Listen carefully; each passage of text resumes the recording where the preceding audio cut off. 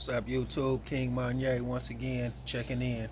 Okay, so the last story about what happened in the school area, right? The school area, they sliced up the blacks. Somebody asked a question. They was like, "Well, did the blacks ever get any get back?" And so that was an interesting question.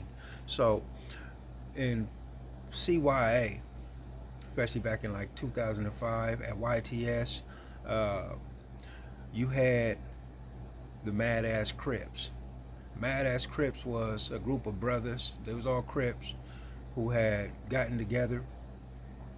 They allied together, and they said, "Fuck it, we're gonna be like the defense for the blacks. We're gonna be one of the defense mechanisms for the blacks here. The blacks is constantly getting attacked, and we're gonna take it up on ourselves. We're gonna do the same thing to the Mexicans that they've been doing to us. So from now on, every time we see a Mexican, nigga, we attacking them on sight. Ain't no more going around Mexicans." And so their whole theory was it was Crip or nothing. So it started out as a defense mechanism against these Southsiders. They formed the Mad AssCrips, and they was just Crip crazy, right? They was gonna go Crip crazy, but then it turned into, they said, "Fuck it, we not just gonna rush.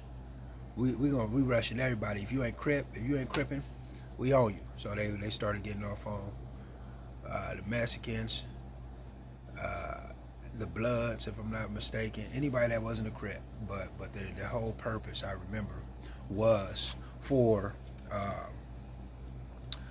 a defense mechanism for the brothers in there.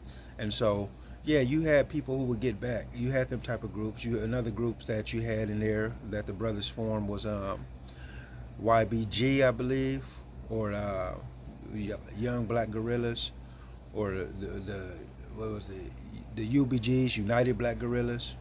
So they had little cliques full of everybody from all different areas, all different sets. The blacks get together, and if you was a part of these gangs inside of there, that's what they was on the main line. That's their whole thing.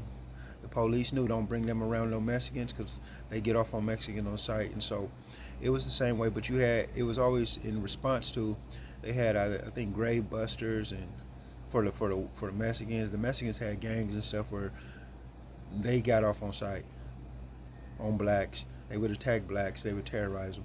And so, yeah, you had it on both sides. You had the blacks who they would hear about things, and that would be they. And so ultimately, the police tried to keep them separate, but you had to walk that schoolyard. You had to walk that if you didn't go to school, then you had to walk that trade line, going to the nurse. What was it? Yeah, going to the nurse call, pill call. That's where you catch people slipping. So I remember the founder, if I'm not mistaken, the founder of the Mad AssCrips was from San Diego. It was Treyo. Treyo from West Coast was one of the founders of the Mad AssCrips, and they was doing their thing. They was notorious.